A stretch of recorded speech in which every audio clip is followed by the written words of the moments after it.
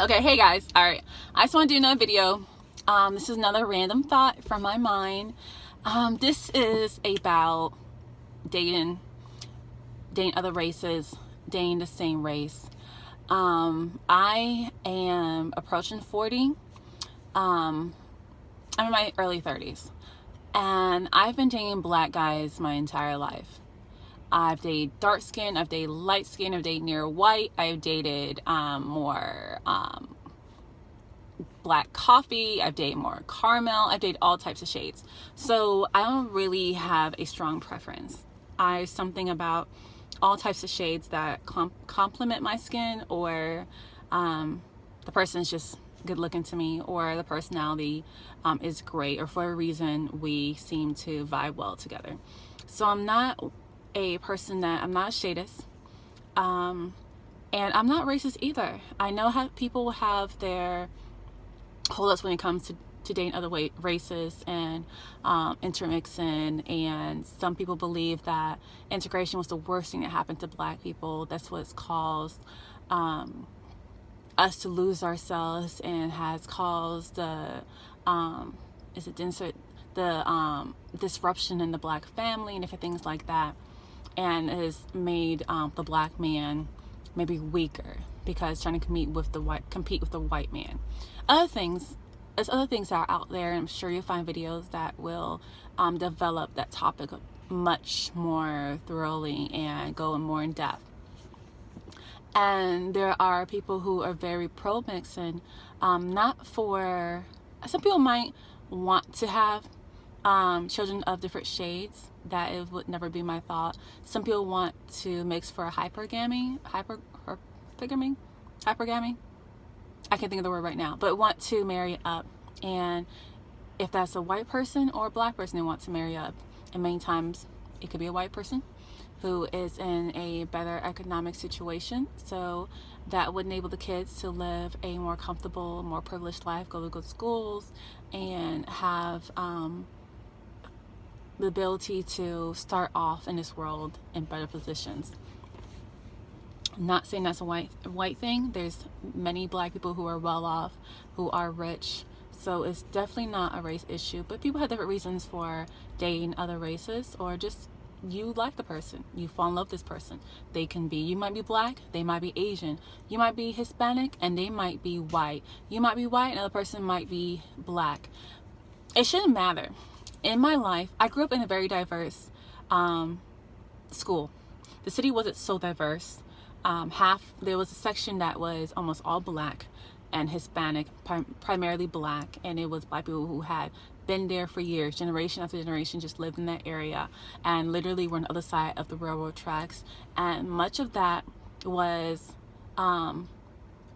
lower cost living, lower end, older homes. Some were really those shotgun homes, some were apartments, some were it wasn't, I wouldn't say poor, because I can't speak for everybody. Some people might have been well off and just lived in a very simple small home where it doesn't look from the outside as if they're doing well. They might have been doing well, but it wasn't as nice as the other side, which seemed to be the white side, the higher class side, the side where you had more Asians and more white people, more Caucasian people, whatever way you want to phrase it. And my mother was brave enough to buy a home in that area, and it was rough when she started out. There was an instance where someone stole her car. I believe it was either a Buick or Oldsmobile, stole her car and parked it on the other side of the tracks in the black area, as if my interpretation is that this is where you belong, or the person came into the white area, stole it, and just parked it somewhere. Who knows? But she stuck it out. We had racist neighbors. We had neighbors who were next door to us who would maybe wave to us, but after some time would wave. I was young. I was 5 when we moved into that area. My sister was only 1 year old. My parents were young, just starting out, and they had come from a more diverse area in New York, and they made it work. Those neighbors actually warmed up to us, and they were neighbors on the right side of our house.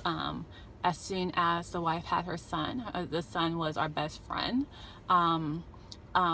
the father and mother began coming over, and if my dad needed help doing a home improvement project, they would actually come and see if they can. The gentleman would come over and see if he can help. The wife was really nice. When we would play with her son, she would invite us in to have whatever dessert or meal she made, and let us stay over and eat, and we'll spend a day over there. We were kids, we didn't really see color the same. It's just like, you're a kid, I'm a kid, we're having a good time. You have an idea for a game? Sure, we want to play. That's how it is as kids.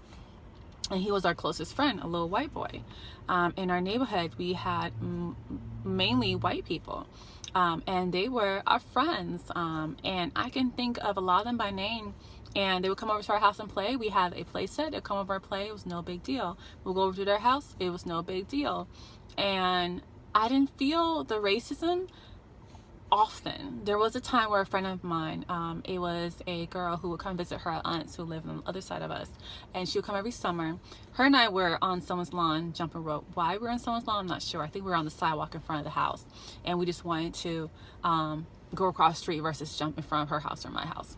So we're on the sidewalk, and the guy, he felt that the sidewalk also belonged to him. He came out and said, if we don't leave his lawn, he's going to shoot us. And he was a white guy.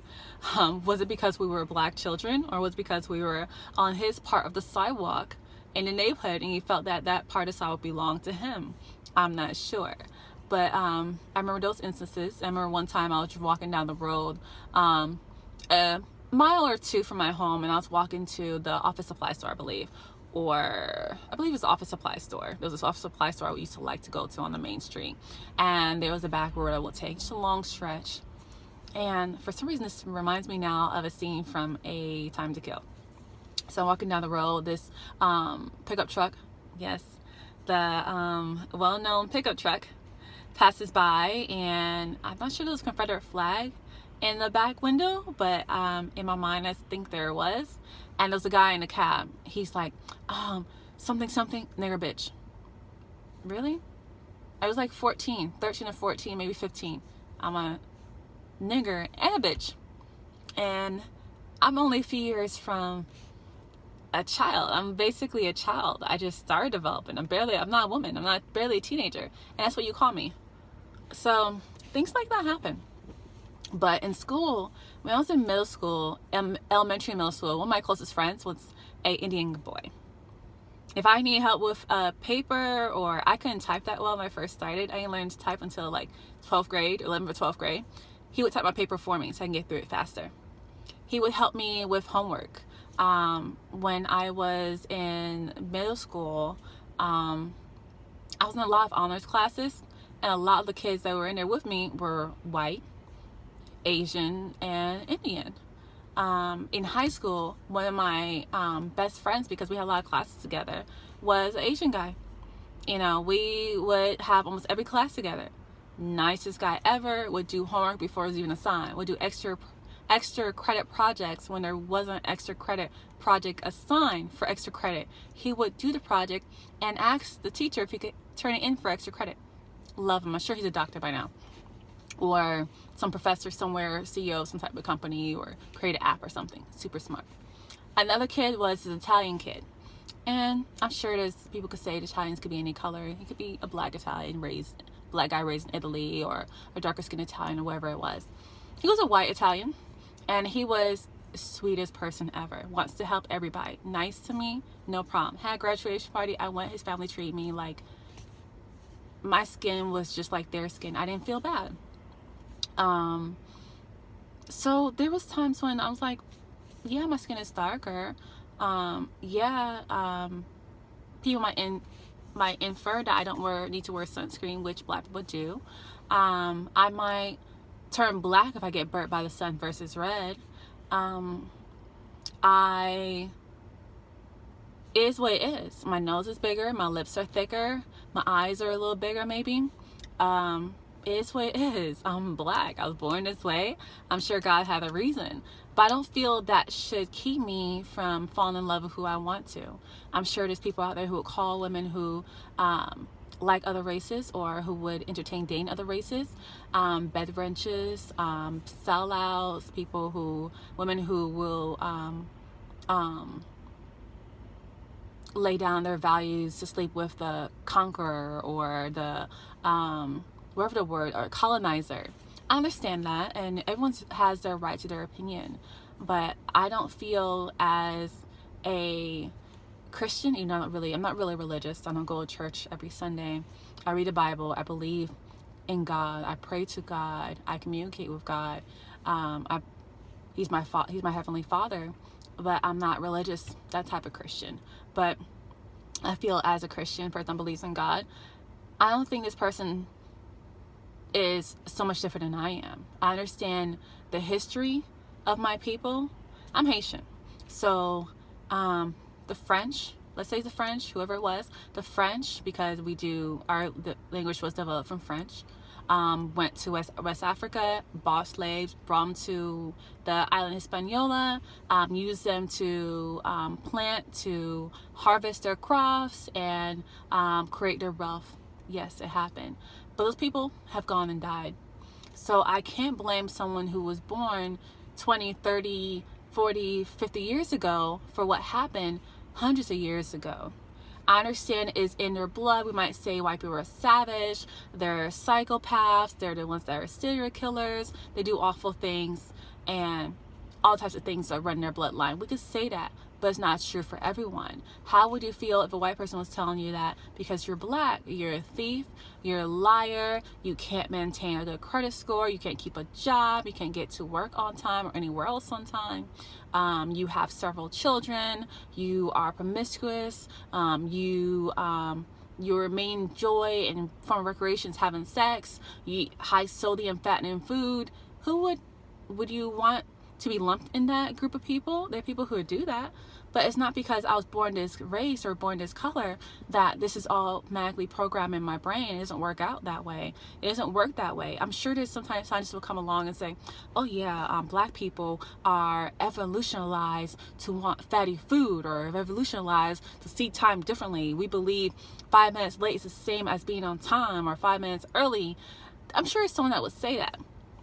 There's things that are learned habits, and you may see that your mother does it, you do it. Your great grandparents did it, your grandparents did it, your mother did it, you do it. Then there's the argument of nurture versus nature. Is it what you learned, or is it something that's genetically in you? Okay, I'm going off onto a tangent, but I just don't have any problem with dating someone of a different color, a different race, a different nationality.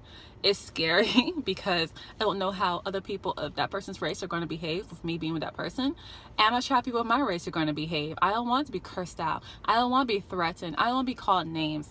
But it could happen. I mean, I was raised Jehovah's Witness. So you have people who want to sick their dogs on you. You have people who curse you out. People slam doors on you. People who might... I'm sure there's times where people have had their lives threatened. I'm sure people got hurt, but it doesn't mean you're going to stop.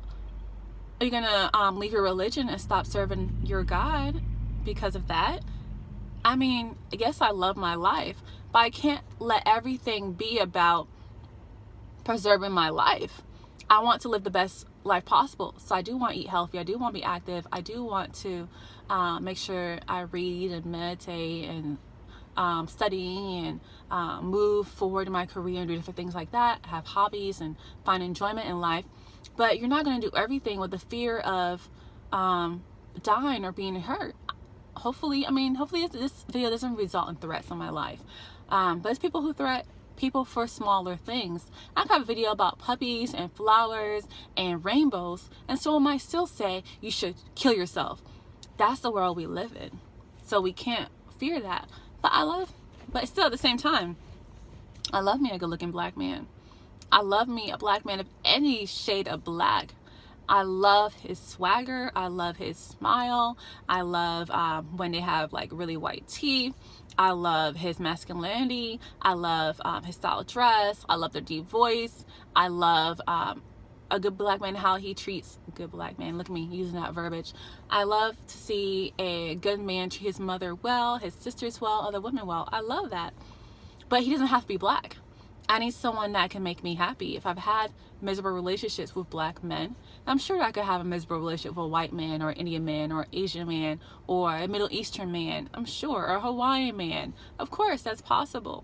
But it's about the man, not the skin color, because I want to be happy. I have family members who have married outside their race and they're happy. That is the goal. You marry a person that you can live your life with as a partner and be happy with. You don't marry that race. If you do, that's your business, and it may not make you happy in the end. It may lead to a divorce. It may lead to financial disruption, a financial downfall, because you're a man and you divorce your wife because things didn't work out. You marry her because of her skin color and you have to pay alimony and child support. Who knows? But I can't ask anyone to get over the race thing. I can't ask any woman to love black men. I can't ask any woman to open up her horizons to other races. I can't ask for any of that. You do what makes you happy. I just know where I stand, and I know it's a journey because I only dated one white man, and it was for a few weeks. And I've gone on a date for a white man, and it didn't feel like he was any other race. I mean, he was a little different. People did look at us. One thing I did appreciate, he didn't talk about how much he spent. He didn't mention money, as I've noticed with some people, and yeah, they've been black. He didn't mention my body, but I guess he just hasn't got there yet. I appreciate that. It could just be he's a gentleman, not the fact he's white. But I just want us to think about the core of who a person is versus the color of their skin. And I understand if you feel that the core of who a black person is the best for you, sis. I understand that. You have to do what makes you happy. But I just want to do a video on my observations, the fact that I've had friends of other races and it's been great. I've had female friends of other races and they haven't talked about my hair. They haven't talked about how different I am. Of course, they might be like, okay, they might notice things. Oh, your hair is different. I like that. Oh, that thing that, white people say, whether they mean it or not. Oh, I wish my hair could do all that. That's fine. But as far as a friend and doing what a friend does, I knew she was there for me. That's what mattered. And God forbid that the person's talking about me behind their back, but there's black friends. There's friends who are one black female, another black female, and they still talk about each other. So it's just not all about the race. But if you think differently, go ahead and comment. If you want to say anything horrendous, evil, mean, threatening, that's fine too. I'll have to clean up the comments. But I'm not worried about someone and what they could say, because anything that someone could say, I could probably imagine in my head, because I know there's evil out there. I know it's the world we live in. I've read some of the comments that I've been posting in other videos of people who have really promoted swirling, and people who promoted black love, and still people say evil things. A person could talk about the ice cream she had at her favorite ice cream shop, and someone will say some evil things. It's just what people do. There's people who are miserable and they want to spread that miserable vibe and feeling around as far as they can. That's your decision. But ladies out there, if you're looking for love, if you're looking for companionship, if you're looking for happiness in another person, or to be with another person, not happiness in them, because you should be happy in yourself. But if you're looking to be partnered with someone that can make you happy, think about the person. Light skin, dark skin, white, black, Asian, Hispanic, whatever it is. Think about the person. Okay, guys? All right. Take care. All right. Love y'all. Bye.